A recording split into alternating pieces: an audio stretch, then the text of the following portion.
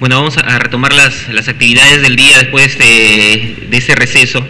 El doctor Masami Yamamoto va a tocar dos temas muy importantes y muy interesantes.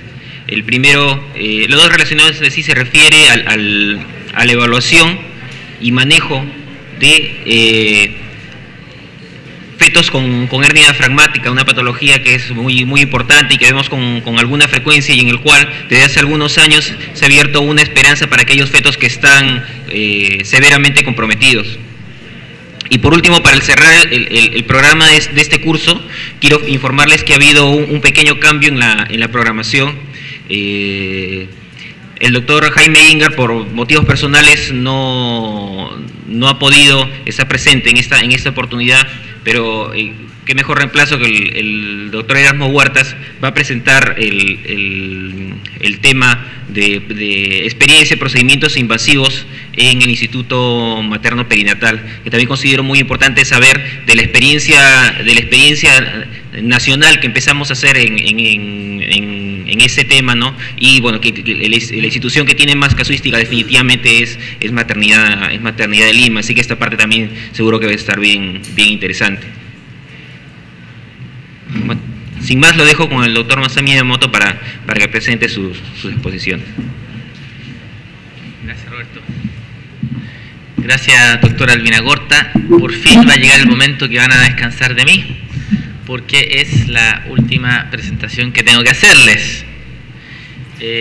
Ha sido muy agradable venir a visitarlos. Les agradezco nuevamente a los organizadores de la reunión la oportunidad de venir y conocerlos, de conocer su hospital, de conocer la recepción amable de su gastronomía, ¿no es cierto? Y esperamos, por la amistad y por las pacientes, alguna oportunidad futura podamos volver a encontrarnos, ya sea en Santiago o acá, o donde sea, donde el destino lo permita.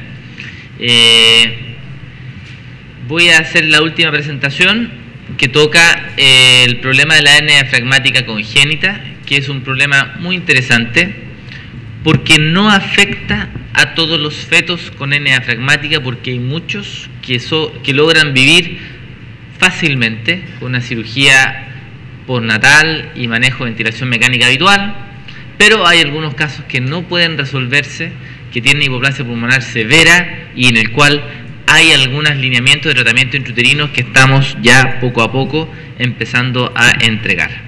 Muy bien. Entonces, la hernia diafragmática congénita, ¿no es cierto?, es hoy en día para nosotros un problema de pronóstico. Cuando nosotros vemos en el diario el pronóstico del tiempo en los próximos días, ¿le creen o no le creen? No.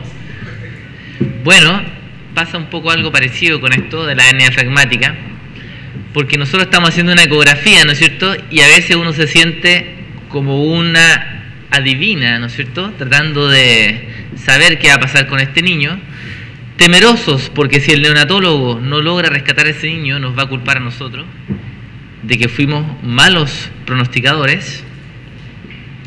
Y además sabemos que si fuéramos muy buenos adivinos, tendríamos muchos billetes en nuestro bolsillo y seríamos felices hablando del futuro, quizás cómo le va a la selección peruana frente a Colombia, por ejemplo, o otros devenires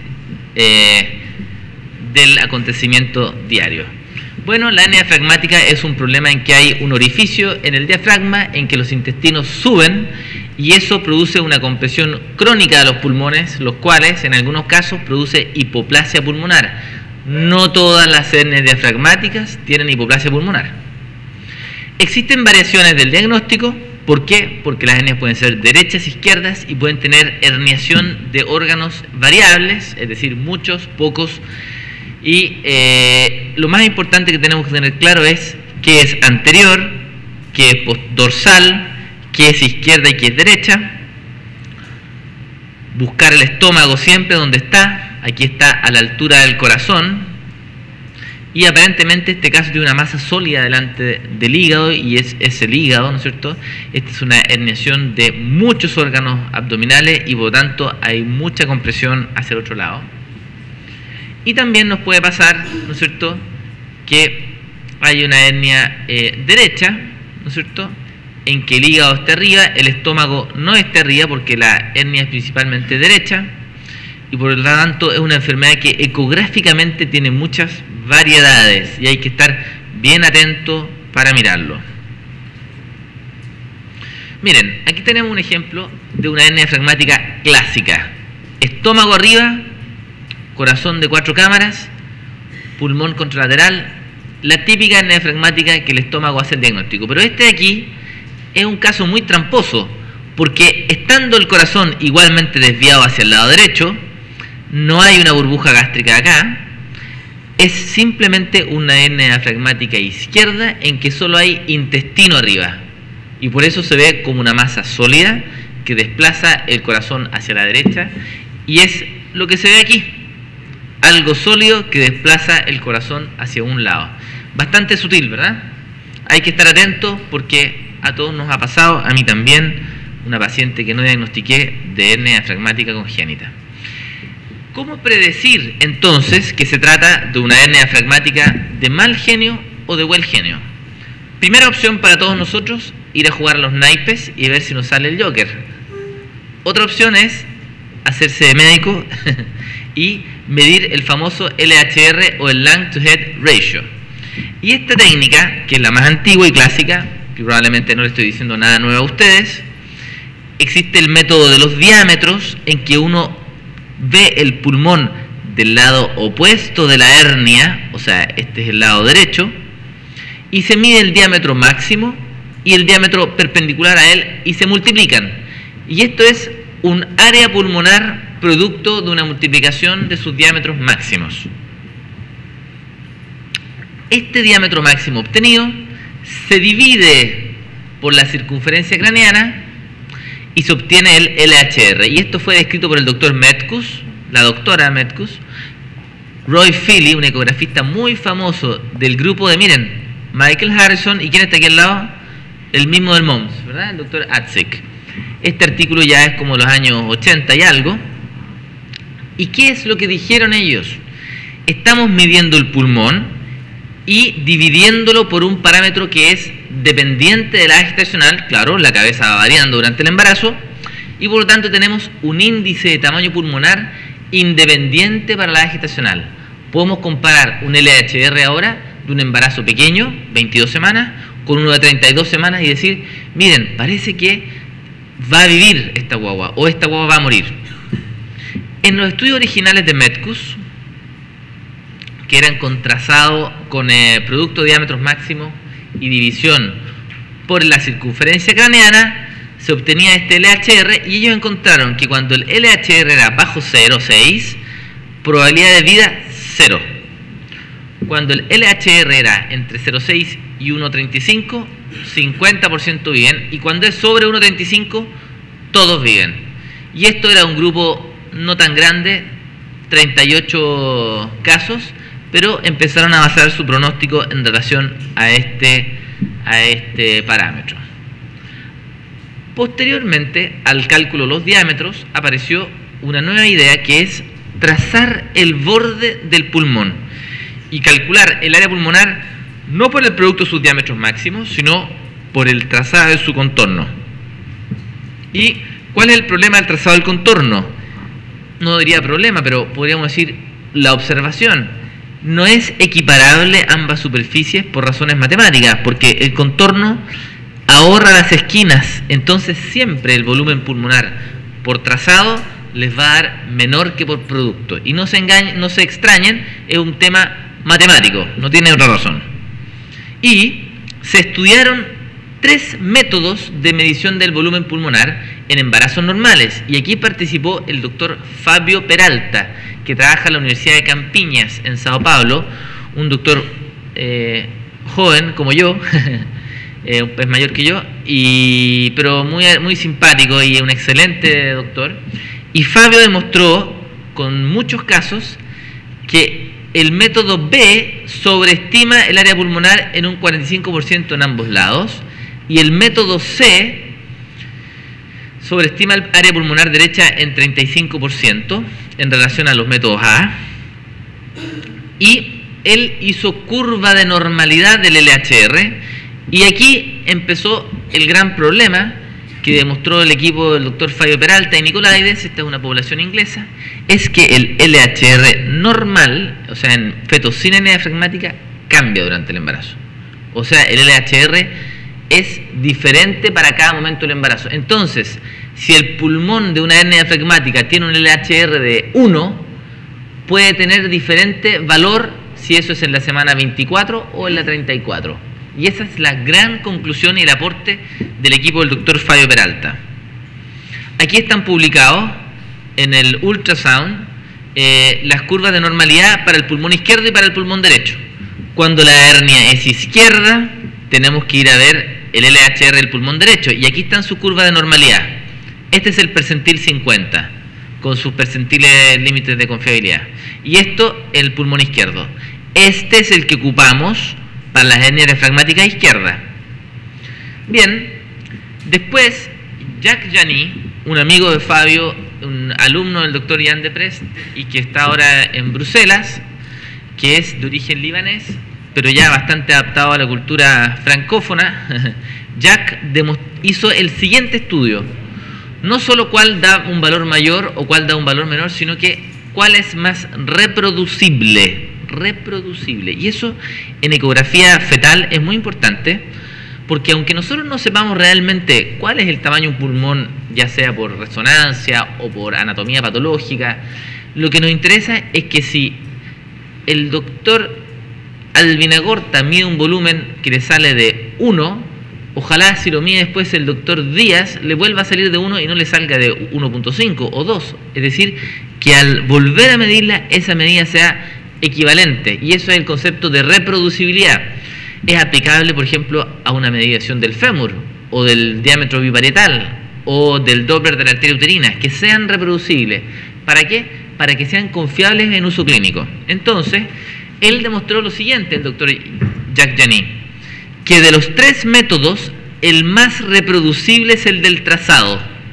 O sea, cuando yo mido el trazado, nos vamos a estar equivocando menos entre los doctores. Y ahí está el hecho de que estas medidas son confiables. Son igual de poco reproducibles estos dos. Este es el más reproducible. Y de ahí para adelante, el método gold standard para el cálculo del tamaño pulmonar es el método de trazado.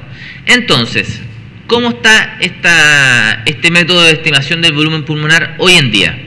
Sabemos que el pulmón crece durante el embarazo, por lo tanto, tenemos que decir en relación a su normalidad qué tan grande o qué tan pequeño está el pulmón, y cuál es la medida más precisa para medirlo hoy en día, el trazado. Entonces, el índice del tamaño pulmonar hoy en día se expresa como porcentaje de LHR esperado para la gestacional. Y se calcula así. Nosotros calculamos un LHR por técnica de trazado. Supongamos que nos sale este valor, 2, para la semana 28. Y sabemos que el percentil 50 está en 3.5. Entonces, se divide el LHR que uno midió por el esperado para su edad gestacional. El promedio para su edad gestacional, si ustedes quieren decirlo. No es promedio, es mediana, pero lo normal para su edad gestacional. Y esta relación se divide y lo que tenemos es un porcentaje. ¿Qué significa este porcentaje? Son cálculos de cálculos. Es una quimera mental, pero nos dice a nosotros que por criterios ecográficos este pulmón es el 57% de lo normal. No son volúmenes absolutos, sino que son de medición indirecta. Pero de medición indirecta sabemos que es un 57% del tamaño pulmonar esperado. Y después, todo este equipo de doctores, Jacques Jany, Kipros Nicolaides, Dick Thibault, Fabio Peralta, Jan de Prest, Michael Harrison, Shlomo Lipitz, este pediatra, el doctor Allegert, o sea, todo un grupo muy importante de médicos, vieron cuál era el pronóstico postnatal de los niños cuando ellos tenían el cálculo del porcentaje observado esperado. Y encontraron lo siguiente: para hernias diafragmáticas izquierdas, el porcentaje de sobrevida se acercaba a 100% cuando el volumen pulmonar está sobre 40-50%. O sea, hasta un volumen pulmonar de 40% en hernia izquierda es muy bueno. Y es muy malo cuando está bajo 25%. Conclusión, en hernias izquierdas con pulmones bajo 25% hay riesgo de hipoplasia pulmonar elevado y una probabilidad de vida muy baja, menos de 25%. Y para las hernias derechas, el pulmón con 45% ya tiene buena sobrevida, cercano a 60-70%, pero con 45% para abajo la sobrevida es muy mala. Conclusión, en hernias derechas, pulmones de 45% para abajo son severas con alta mortalidad. Y es en estos grupos, ¿no es cierto?, que los doctores dijeron, bueno, hagamos tratamientos antenatales.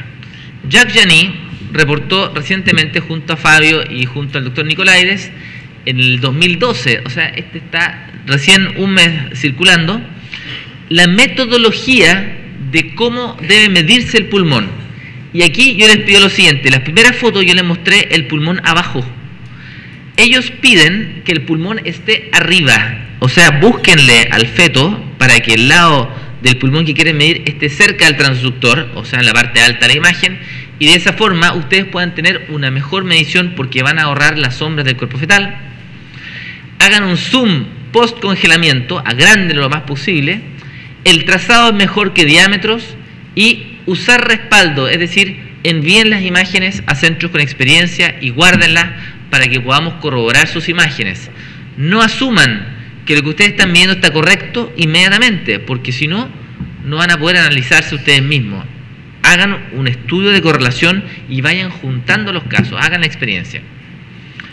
Bien, ya en enero de este año, el doctor Rodrigo Ruano, que es brasileño también y que también vive en Sao Paulo, hizo un estudio randomizado en que le pusieron balón traqueal a algunos fetos con hernia diafragmática congénita y él ya demostró beneficio de sobrevida, logrando un 50% de sobrevida en el caso de los tratados con hernia diafragmática. Así que ya tenemos un estudio randomizado publicado. Sin embargo, hay bastantes dudas de este estudio. ¿Por qué?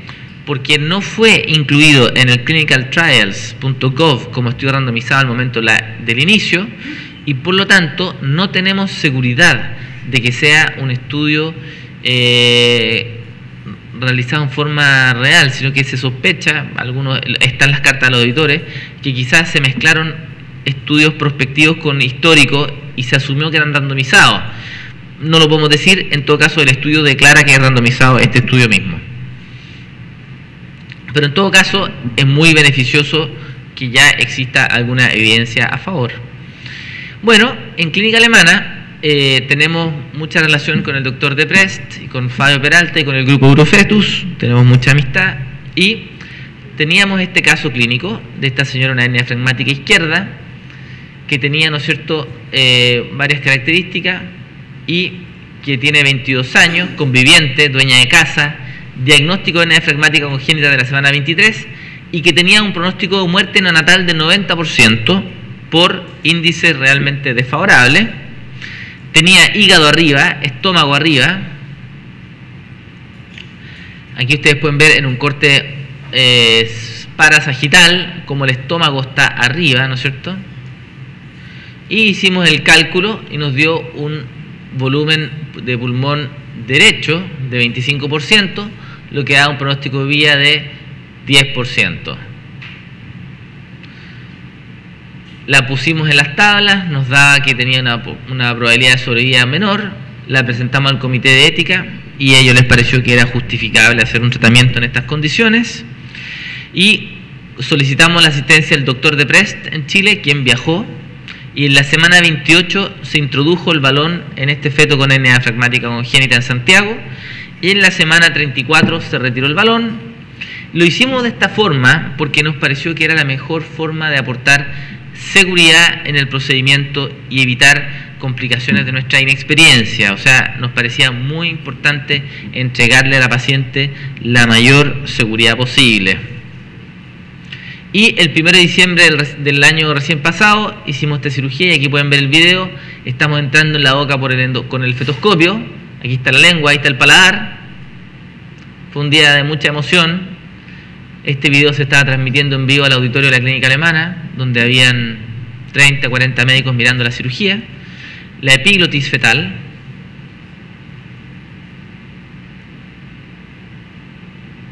Y llegamos a las cuerdas vocales. Y pasamos las cuerdas vocales hacia adentro. Estas de repente ceden. Y ya llegando a la tráquea, hemos avanzado el balón. Y avanzando el balón, se infla con 0,6 ml de suero fisiológico.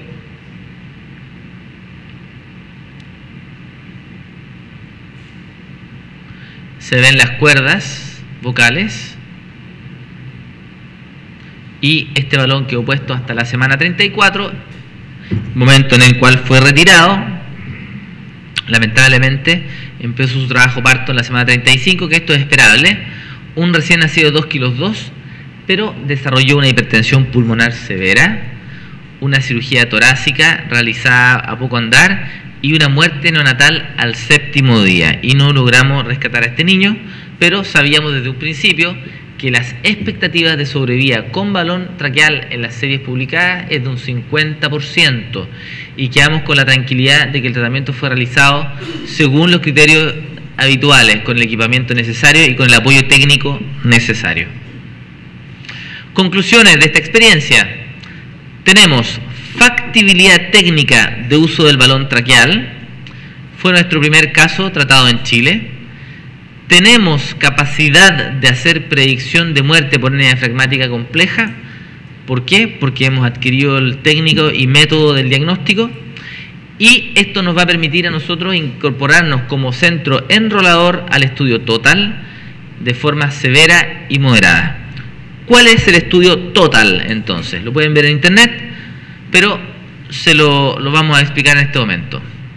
¿Por qué hacer fetoscopía en Chile para esta patología? Primero, porque somos un centro que sabemos la cirugía en sus principios y en sus complicaciones. Manejamos la introducción de un endoscopio al útero. Tenemos ECMO disponible. Esto es bien importante. Cuando hacemos una terapia de tal complejidad para buscar sobrevida, no podemos hacer esto si no tenemos todos los complementos necesarios para mejorar la sobrevida. Es como tratar de hacer, voy a llevarlo a una caricatura, ¿cómo vamos a operar hernia diafragmática si no tenemos cirujanos infantiles o buenos cuidados de neonatología? Sería simplemente hacer algo cuando nos faltan patas de equilibrio en la mesa para que esté bien apoyada. Después, tenemos capacidad de predicción. Podemos decir cuáles son los casos que tienen buen resultado y cuáles tienen mal resultado. Grupo de fetos con baja volumen pulmonar tiene algo riesgo de hipoplasia pulmonar. Por lo tanto, es posible intentar mejorarlo con la oclusión traqueal. También, porque ya hay pacientes que viajan al extranjero buscando el tratamiento. Por lo tanto, nosotros tenemos que de alguna manera ser una solución para estas pacientes que ya lo están demandando, y por qué no una solución para Sudamérica. Y podemos decir que el costo es bajo en relación al uso de ECMO y al uso del UCI y a las secuelas que se pueden producir. Por lo tanto, nos parece éticamente justificado realizar el procedimiento en estas condiciones actuales, y creemos que estamos en un punto de inflexión muy importante para poder instaurarlo en forma continua en nuestro país. Bien, el Total Trial, que está en curso en este momento y que está enrolando pacientes, randomiza a balón traqueal in útero versus grupo de control en diversos países del mundo, y podríamos decir que es el equivalente al MOMS, pero en fetoscopía y hernia diafragmática. Y hay dos ramas para el total severo y el total moderado. En el total severo son observados esperados bajo 25% y se incluyen con balón entre la semana 27 a 30. En cambio, el total moderado son pulmoncitos un poquito menos malos, se pone el balón en la semana 30-32 y tiene una mortalidad, el objetivo, ¿no es cierto?, es disminuir la mortalidad y lo otro, disminuir la displasia broncopulmonar. O sea, el total moderado va al beneficio de las morbilidades, el total severo va en busca del beneficio de la sobrevivencia. Este estudio está registrado en el clinicaltrials.gov, ¿no es cierto? Y es un tratamiento que está en curso, ¿no es cierto? Y que vamos a poder participar como clínica alemana en el enrolamiento de pacientes para contribuir al doctor Deprez y al grupo Urofetus en el reclutamiento de casos. Muchas gracias. Preguntas para el público.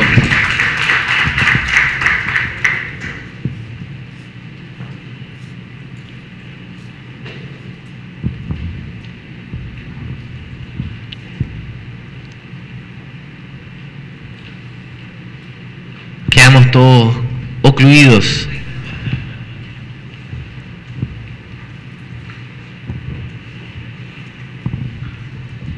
Doctor Masami, buenos días. Su experiencia sobre hernia pragmática y volumetría, porque hay mucha publicación también cuando había un poco de desánimo respecto al índice y habían resultados controversiales respecto al pronóstico perinatal y el índice, que muy bien lo ha descrito usted, pero también hay muchos artículos que hablaban de volumetría y presentaban mucha casuística. Ahora que ya la volumetría en 3D, 4D está más asequible para algunos centros, sobre su experiencia personal sobre ese tema o comentarios sobre la volumetría en hernia diafragmática. Sí, la volumetría por hernia diafragmática se puede hacer por dos métodos, por planimetría o por vocal. Planimetría o vocal, son las dos técnicas. ¿Qué significa planimetría? Nosotros no tenemos, no ocupamos mucho como obstetra, escáner o resonancia, lo hemos visto, pero no es habitual para nosotros en el día a día. Y la planimetría consiste en lo siguiente: se toma el pulmón del tórax y se va dibujando el contorno del pulmón en cada corte. Y según el ancho del corte, por ejemplo, si es 5 milímetros, se va calculando el volumen para cada corte. Por ejemplo, 5 milímetros por el área que corresponde a ese bistec, a esa tajada. Y se suman. Y eso da una volumetría por planimetría. Y eso se puede hacer en el ecógrafo cuando tienen máquinas de multicorte. Por ejemplo, han visto el General Electric tiene el TUI, pero el Madison también tiene. Todas las máquinas hoy en día tienen esa capacidad. Y también se puede hacer con resonancia y con escáner. ¿Cuál es la gracia de la resonancia? Que permite ver el pulmón del lado de la hernia. El pulmón del lado de la hernia. ¿Por qué? Porque la resonancia es muy buena para distinguir pulmón de intestino. Entonces, aunque estén en el mismo lado, en la planimetría por resonancia permite ver los dos pulmones. Vocal es una técnica distinta. En vocal, lo que uno hace es, va girando el pulmón en el volumen, lo hace artesanalmente, y le van dibujando el contorno al pulmón, y lo va girando, y ustedes pueden decir cuánto mide ese pulmón. Bien, tanto para la planimetría como para técnica por vocal, existen curvas de normalidad y uno puede saber qué tan grande el pulmón o qué tan chico el pulmón para ese método. No corresponde correlacionarlo uno con otro porque dan mediciones un poco distintas. Y por último, la correlación que ha habido entre el LHR en su forma natural o volumen esperado, observado esperado, hay correlación, o sea, nos dan información dispar. No necesitamos hacer una resonancia para corroborar el volumen que hemos medido con la técnica de observado esperado. Es suficiente para los observadores del grupo del doctor Deprez y todo, que uno con la ecografía pueda solucionar el pronóstico de este feto. No hay contradicción entre las informaciones. Dan valores distintos, son métodos distintos. Uno no puede calcular un LHR con la resonancia o con el vocal, pero sí uno puede decir qué porcentaje del volumen normal tiene dentro de sus métodos. Sí, doctor, esta técnica de medir el volumen del pulmón También servirían para otros casos en los cuales uno quiera determinar si hay hipoplasia pulmonar, por ejemplo, cuando yo digo uranio larga data o osteogénesis imperfecta, tanatofobia.